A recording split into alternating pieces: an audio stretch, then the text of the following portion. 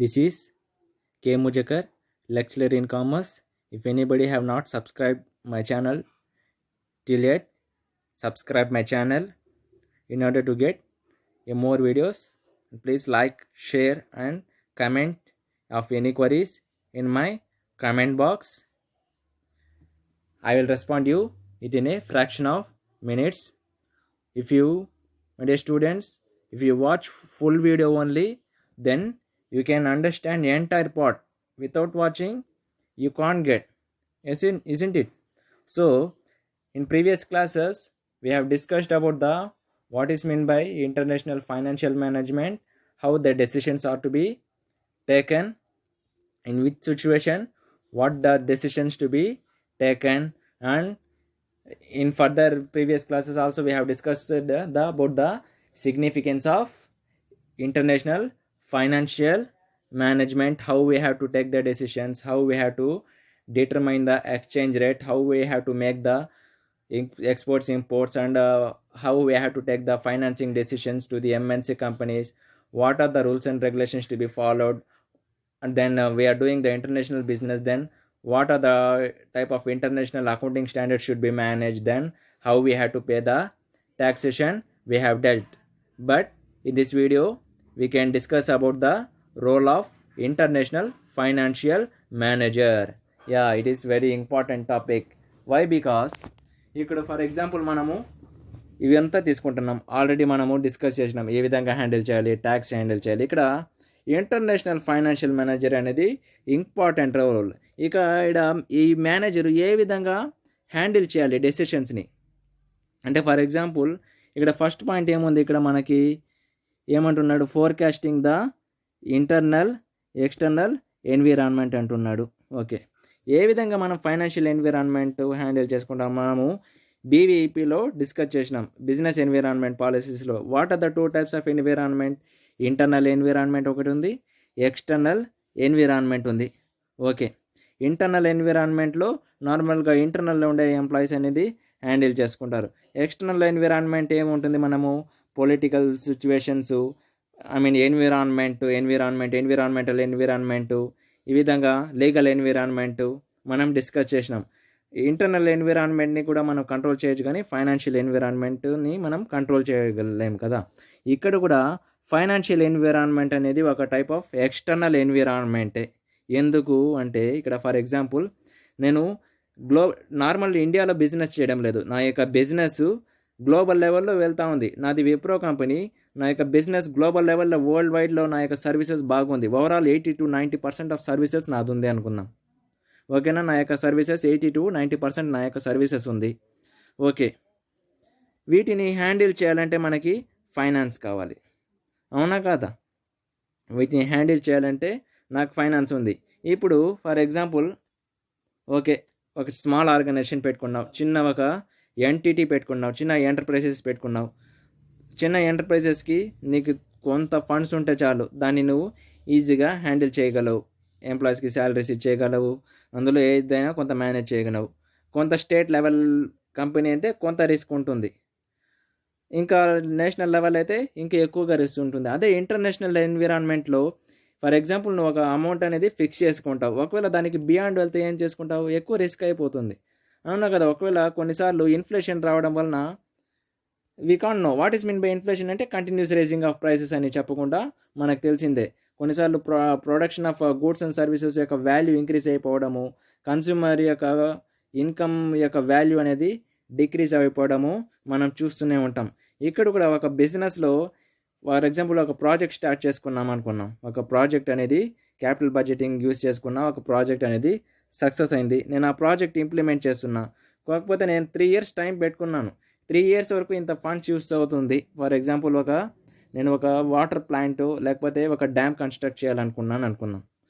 Okay, ఒక dam construct చేయాలి. నేను ఈ ఎగ్జాంపుల్ తీసుకుంటున్నాను, డ్యామ్ కన్స్ట్రక్షన్.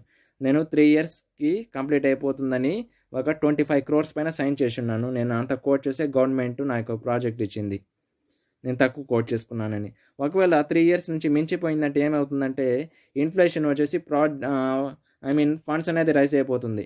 అలాంటి సిచ్యువేషన్ నువ్వు రెస్పాండ్ కాలేవు. ఇక్కడ కూడా సేమ్ ఇంటర్నేషనల్ బిజినెస్లో కొన్నిసార్లు మన యొక్క ఫైనాన్షియల్ ఎన్విరాన్మెంట్ మన చేతుల్లో ఉండదు, బియాండ్కి వెళ్ళిపోతుంది. అలాంటి సిచ్యువేషన్లో మనము ఏ విధంగా హ్యాండిల్ చేసుకోవాలి? ఇక్కడ మనము ఫోర్కాస్టింగ్ చేస్తున్నాం. ఫోర్కాస్టింగ్ అంటే మనం డిమాండ్లో చేసుకున్నాం, ముందుగానే మనము గెస్ చేస్తున్నాం, స్పెక్యులేట్ చేస్తున్నాం. ఇక్కడ కూడా నువ్వు బిజినెస్ చేసుకునేటప్పుడు ఏ విధంగా నువ్వు ఫోర్కాస్ట్ అనేది చేసుకోవాలి. ఓకే, నేను ఇంకా ఒక బెస్ట్ ఎగ్జాంపుల్ చెప్తాను దీనికి. కోవిడ్-19 వచ్చింది. ఈ కోవిడ్-19 వలన మనకి ఫండ్స్ అనేది అక్కడి నుంచి అక్కడే ఆగిపోయినాయి అనుకుందాం. ఎవరి దగ్గర ఫండ్స్ లేదు. ఇప్పుడు గవర్నమెంట్ కూడా ఏం పర్మిషన్ ఇచ్చింది? మొబైల్స్కి ఏదన్నా ఇన్స్టాల్మెంట్స్ పే చేయాలన్నా కూడా ఏం చెప్పింది? 3 months మీరు పే చేయాల్సిన పని లేదు, ముందుగానే మనము బ్యాంక్కి తెలియజేయాలని ఒక ఇంటిమేట్ అయితే చేసింది, అవునా కదా? అలాంటి సిచ్యువేషన్లో మనం ఇక్కడ కూడా ఫైనాన్షియల్ ఎన్విరాన్మెంట్లో ఏదో కోవిడ్-19 వల్ల మనకి కంపెనీ పరంగా మనం ఆలోచించాలి, not as a customers. We know that. అలాంటి సిచ్యువేషన్ మనకి ఫండ్స్ రాలేదంటే, ఇప్పుడు నువ్వు ఫండ్స్ రాలేదు, కాకపోతే నువ్వు ప్రోడక్ట్స్ తయారు చేస్తూనే ఉండాలి. నువ్వు ప్రోడక్ట్స్ స్టాప్ చేసేసినావంటే నీ యొక్క బిజినెస్ లాస్ అయిపోతుంది. నీ యొక్క ఎంప్లాయీస్ అందరూ ఏమైపోతారు? లాస్ అయిపోతారు. నువ్వు సప్లయర్స్కి ఫండ్స్ కట్టకపోతే నీకు ఏమవుతుంది? నీకు రా మెటీరియల్స్ సప్లై చేయరు. ఇంకా స్టేక్ హోల్డర్స్కి లాభాలు రాకపోతే నువ్వు డివిడెండ్స్ పే చేయలేవు, షేర్ హోల్డర్స్కి, ఇలా డిబెంచర్ హోల్డర్స్కి ఇంట్రెస్ట్ అనేది పే చేయలేవు. ఇక్కడ కూడా మనము అలాంటి సిచ్యువేషన్లో ఏ విధంగా నువ్వు ఫోర్కాస్ట్ చేసుకుంటున్నావు? ఇప్పుడు ఫర్ ఎగ్జాంపుల్ ఇక్కడ ఫోర్కాస్టింగ్ అంటున్నాం. మనము ఏం ఫోర్కాస్ట్ చేస్తున్నాం? ముందుగానే స్పెక్యులేట్ చేస్తున్నాం. ఇప్పుడు నీకు కోవిడ్-19 సడన్గా అన్ఎక్స్పెక్టెడ్గానే వచ్చింది. కాకపోతే అక్కడ ఏమైంది? సడన్గా మార్చ్ నుంచే మనకి లాక్డౌన్ ఇచ్చినారు, కానీ దానికి ముందు నుంచి అది స్టార్టింగ్లో కేసు ఉందా లేదా? ఇప్పుడు ఇంటర్నేషనల్ ఫైనాన్షియల్ మేనేజర్ ఎంత ఎఫెక్టివ్గా ఉండాలి, అవునా కదా? దాని పరంగా నువ్వు అక్కడ నుంచి ఫండ్స్ రాకపోతే నువ్వు ఏ విధంగా ఫైనాన్షియల్ ఎన్విరాన్మెంట్ అనేది నువ్వు హ్యాండిల్ చేసుకోవాలి? That is one of the first and primary and foremost point. One is forecasting of the financial environment.